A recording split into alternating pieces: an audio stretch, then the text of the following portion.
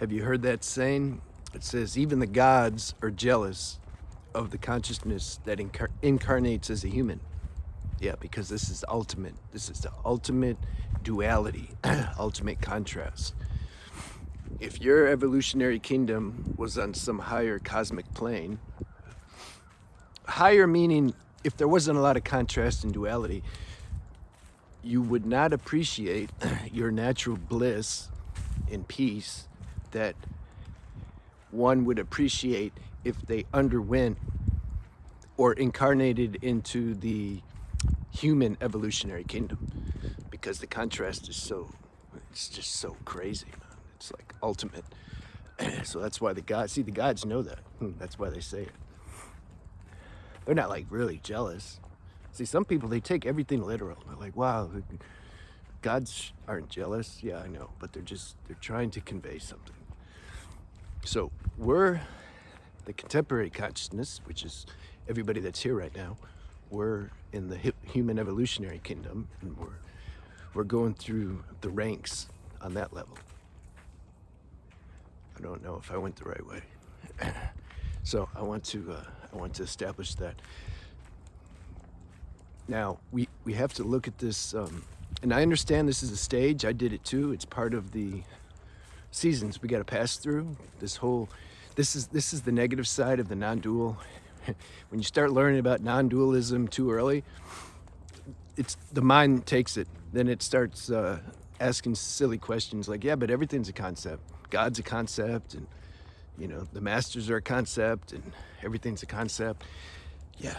Yeah, from absolute level of existence, it's a concept. Or even when you're in deep sleep, it's a concept. But you're not in deep sleep right now. You're listening to this video, and I am too. And so all these concepts are very valid. I just like my experiment. If you start getting too far out there with your non-dualism, then you can take a stick or a hammer or something and just tap yourself with it. All right? First you tell yourself, oh, but it's a concept. Pain's a concept, the hammer's a concept, I'm a concept. And then you do the experiment and see if that's your actual experience. Yeah. And then you'll put you back into a relative reality, because there's both realities. There's absolute reality and relative reality. But the human being, layers of bodies that the localized consciousness has incarnated into. And you got the mental body or the causal body. You got the astral body or energy body. You can say you have your ethereal body, human body. You got all that. Then you got the chakra system and the nervous system that ties all that in together. This is why I made that video.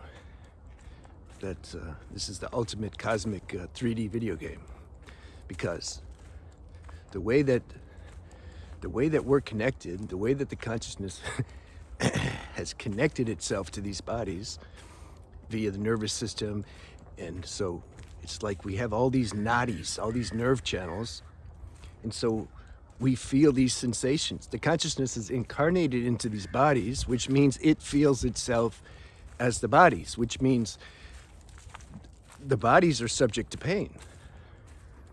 So then the consciousness feels the pain, regardless of whether or not it knows, though, that its true nature is beyond pain. Yeah, that's fine. Like, that's why I always say both. Recognize your formless nature, at the same time respect and have wisdom, because you're in a very limited nature also. So it's a heavy duty kind of special forces training. I made that video too, that the consciousness is signed up for to evolve through. And in the end, it wins, like always wins. But we start taking this stuff too serious. That's part of it too, though, you see? We can't enjoy feeling light or taking things not serious until we take it serious and feel the burden of taking everything so serious, including the spiritual pursuit.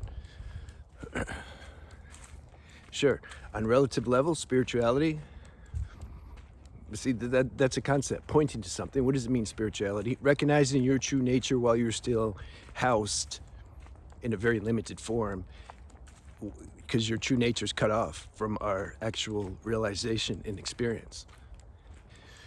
So recognizing that, this is the most important thing in, you can say, human existence. That's, what else is more important? The money and the girls and the popularity and property and prestige and acquiring more material accolades. It's like so meaningless when you realize that's all part of this carnival show that we're in. That's why Buddha, he wanted to know. That's why he left his wife and child in the middle of the night. He's like, he had everything, beyond rich, kingdom, people serving him. He had everything. He's like, but this means nothing because I saw that dead body in the street when the gardener was taking me for a ride in the car, and I can't get that out of my mind because, like, what difference does all this material stuff make if my body's gonna die too? And so he's just burning with this this feeling to want to know, like, what what is the point of being here? Just to live and make money and have sex and have kids and then go on vacation and then die? Like, what's the point? If I'm gonna end up like that dead body, who cares? Why do all this stuff? Like, what, you know? So he was contemplating that question. He couldn't get out of his mind, and he knew if he told his wife, said, look, I need to, like, take some time off and go, you know, I'll try to send you money or something, but I need to find out the answer to this because I can't, like, serve you or be a husband or do these things that, like, normal society wants me to do when I'm burning with the, like, it won't leave me alone. This is all I think about. Who am I beyond this game? I need to go figure this out. He knew she wouldn't understand, and so he just left, you know. So there's some beings, we can't choose. We can't choose for that. You can't just say, yeah, I desire that, okay. You'll get, if that desire is coming from the mind, we're not strong enough to keep such a desire alive. Because this Maya, this delusion, it's so strong, it's gonna, well, number one, it's just, we're gonna get disappointed. We're gonna, like, I can't figure out who I am. Like, I don't know who I am. Like, I feel too much, I'm like this body and things affect me and, like, I can't go beyond the body. Oh, I'm tired.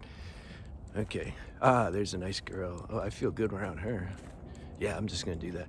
So we can't choose this stuff. This stuff is, the aspiration for self-realization is already downloaded in you.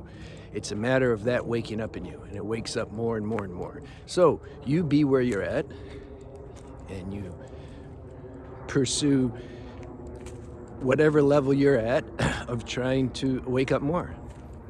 You don't need to do radical things.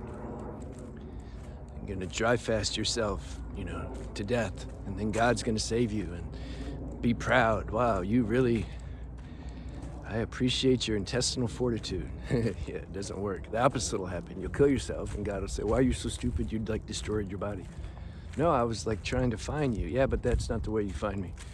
I kept trying to tell you through intuition to, like, stop fasting. You kept, like, rebuking it. The mind was pretending to be spirit talking, say, no, keep going. Yeah, the mind wants to kill you so then it can get a new body and keep doing this over and over again.